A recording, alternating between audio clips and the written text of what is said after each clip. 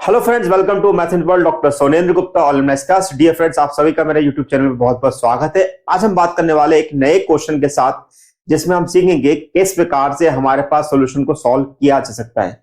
जैसे कि आप जानते हैं कि मैं आपको वो क्वेश्चन सॉल्व करा रहा हूं जो जनरली क्लास के अंदर सॉल्व नहीं कराए जाते हैं, या क्लास में आपके टीचर समय कभी कभी आपको सॉल्व नहीं करा पाते हैं। तो डियर फ्रेंड्स, अगर आप मेरे चैनल पर पहली बार आए हुए हैं या चैनल आप वीडियो देख रहे हैं लेकिन अभी तक आपने मेरे चैनल को सब्सक्राइब नहीं किया, तो चैनल को सब्सक्राइब कर लो, बेल आइकन को प्रेस कर लो, जैसे ऐसा आपको मोर इंटरेस्टिंग वीडियो फ्यूचर में भी मिलते रहे। तो आइए देखते हैं कि आज का क्वेश्चन क्या है। क्वेश्चन हमारे पास, show that the only real value of k for which the following system have non trivial solution is 6। देखिए, जब भी अगर किसी क्वेश्चन के अंदर अगर हमारे पास ट्राइबल नॉन ट्राइबल शब्द यूज किए जाते हैं, तो आप समझ जाइए कि आपका सिस्टम जो है वो आपका होमोजीनियस है। यहां पर ये बात समझने वाली चीज है कि हमारे पास सिस्टम कितने प्रकार के होते हैं। सिस्टम हमारे पास दो प्रकार के होते हैं, एक होता है होमोजीनियस और दूसरा होता है नॉन होमोजीनियस। अब सवाल ये उठता है कि हम क्वेश्चन में कैसे पहचाने कि हमारा सिस्टम होमोजीनियस है और नॉन होमोजीनियस है। उसके लिए मैंने आपको लेक्चर के डिस्क्रिप्शन बॉक्स में काफी वीडियो बना के दिए हुए हैं, वहां पर आप देख सकते हैं। लेकिन फिर भी मैं इन शॉर्ट में आपको बता देता हूं कि हमारे पास होमोजीनियस किसे कहते हैं। तो देखिए किस प्रकार से सॉल्व करेंगे। तो सबसे पहले हमारा काम यह है कि हमारे पास जो भी सिस्टम दे रखा है उस सिस्टम को पहले में ax इक्वल टू बी की फॉर्म में लेकर आ जाऊं। क्या जाऊं? ax इक्वल टू बी की फॉर्म में लेके आ जाऊं। तो इसका मतलब यह है कि मेरा सिस्टम जो है मुझे कुछ इस प्रकार से दिया हुआ है, गिवन। हम क्या करते हैं, हमारा सिस्टम लिखा हुआ है this is 1 minus k, this is 2, this is 3, this is 3, 1 minus k, and this is 2, and this is 2, and this is your 3, and this is your 1 minus k। और दूसरा यहां पर हमारे पास वैल्यू लिखी हुई है, this is x, y, z, और equal to में हमारे पास लिखा हुआ है 0, 0, 0। अब आप समझिए कि हमारा सिस्टम जो होता है होमोजीनियस कब कहलाता है।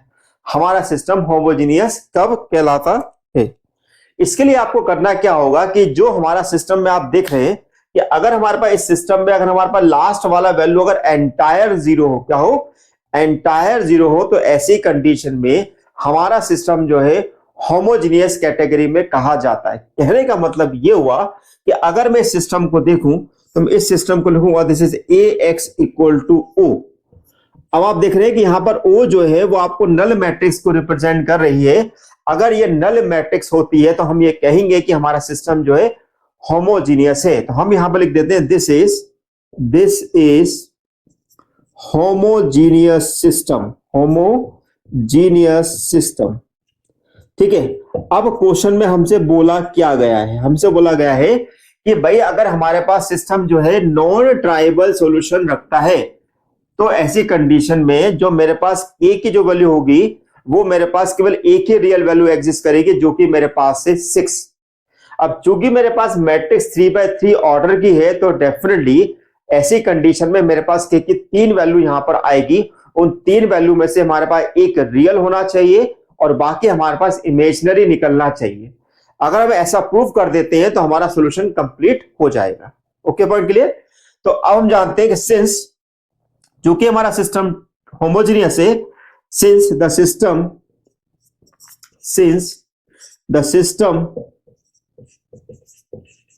have non-tribal solution,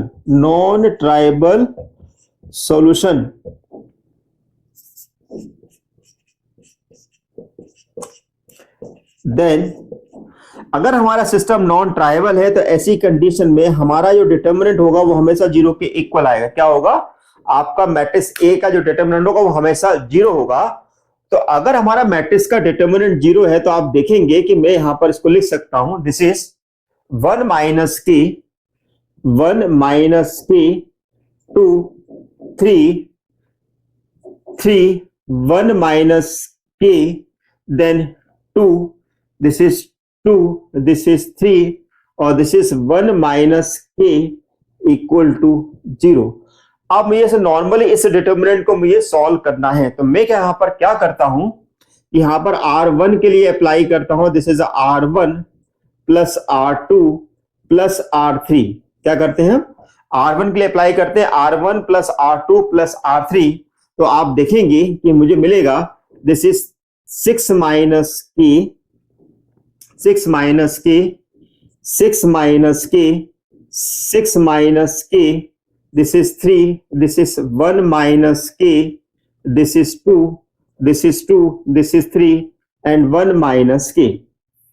ओके, अब हमारे पास क्या होगा कि जो हमारे पास 6 माइनस के जो हमारे पास आ रहा है फर्स्ट रो के अंदर, उसको हम एंटायरली कॉमन निकाल लेते हैं। तो निकालेंगे तो बच्चों क्या मिलेगा हमें, this is 6 minus K in bracket 1, यानी कि इन determinant 1 1 1 3 1 minus k, this is 2, this is 2, okay, this is 2, this is 3 and this is 1 minus के, राइट। अब हमारा काम क्या है कि यहां पर हम किसी दो को यहां पर हम जीरो बना दे, तो हम यहां पर चूंकि हम डिटर्मिनेंट सॉल्व कर रहे हैं तो हम कॉलम ऑपरेशन यहां पर इजीली लगा सकते हैं। तो हमने यहां पर क्या किया, C1 के लिए हमने अप्लाई किया C1 माइनस C3 और C2 के लिए अप्लाई किया C2 माइनस C3। ध्यान दीजिएगा, मैं फिर से रिपीट कर रहा हूं, चूंकि हम यहां पर डिटर्मिनेंट सॉल्व कर रहे हैं तो ऐसी कंडीशन में हम यहां पर कॉलम ऑपरेशन लगा सकते हैं। लेकिन अगर हम मैट्रिक्स के फॉर्म में अगर क्वेश्चन सॉल्व कर रहे हैं तो ऐसी कंडीशन में हमें वहां पर केवल केवल और केवल रो ऑपरेशन ही लगाना है। तो इसको विशेष तौर पर ध्यान रखिएगा। ओके, तो हमारे पास क्या मिलेगा, दिस इज 6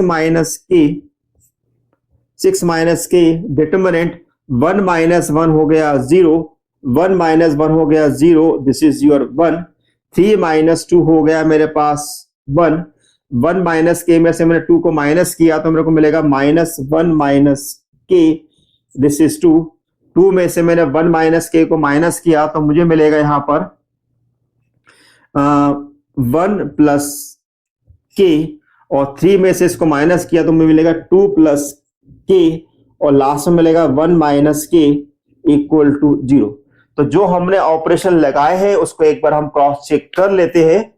तो 1 में से 1 को हमने सब्ट्रैक्ट किया 0 मिला, 3 में से 2 को किया 1 मिला, 2 में से 1 माइनस के को किया तो 2 माइनस 1 यानी कि हमारे पास 1 प्लस के हो गया, 1 में से 1 को किया तो 0 मिला, 1 माइनस के में से 2 को किया तो माइनस 1 माइनस के मिला, 3 में से इसको माइनस किया तो 2 प्लस के मिला तो 1 माइनस के। बस अब मुझे बस इस डिटर्मिनेंट को ओपन कर लेना है। तो डिटर्मिनेंट को ओपन करेंगे तो मुझे कितना मिलेगा, this is 6 minus K in bracket this is 0 minus 0 plus 1। तो मेरे पास क्या होगा, इस टर्म को मैं इससे मल्टीप्लाई करूंगा तो मुझे कितना मिलेगा, दिस इज 2 प्लस के और यहां पर मेरा होगा this is a minus 1 minus के एंड 1 प्लस के इक्वल टू 0। तो पहले आप इतना नोट कर ले, फिर हम इसके आगे बढ़ते हैं। तो अब हम आगे बढ़ते हैं तो क्या हमारे पास मिल रहा है, दिस इज हमने यहां पर 2 प्लस के लिख दिया, माइनस साइन को हमने यहां से कॉमन निकाला तो 1 प्लस के यानी कि 1 प्लस के इंटू 1 प्लस के हो गया। यानी कि कहने का मतलब हुआ this is 6 minus K in bracket 2 plus के, इन दोनों का हमने आपस में मल्टीप्लाई किया तो ये बन गया के प्लस 1 का होल स्क्वायर, तो ये मिलेगा के स्क्वायर प्लस 1 प्लस 2 के इक्वल टू 0। तो ये हो गया 6 minus K in bracket K square plus 3k plus 3 equal to 0। तो यहां पर हमने इसको लिखा 6 माइनस के इक्वल टू 0 और K square plus 3k plus 3 equal to 0। तो यहां पर हमें k की एक रियल वैल्यू मिल रही है, बस हमें चेक करना है क्या ये रियल वैल्यू हमें दे रहा है कि नहीं दे रहा।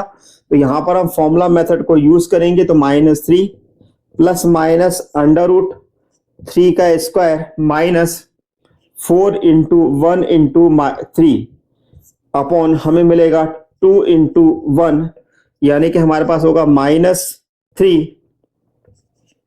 Plus minus under root 9 minus 12 divided by 2 यानी कि हम ये कह सकते हैं -3 प्लस माइनस 9 में से हमारे पास जाएगा तो ये हमारे पास आएगा √3 इंटू आयोटा, क्योंकि हम जानते हैं कि अगर नेगेटिव साइन अगर अंदर आता है तो हमारे पास आयोटा जनरेट होगा।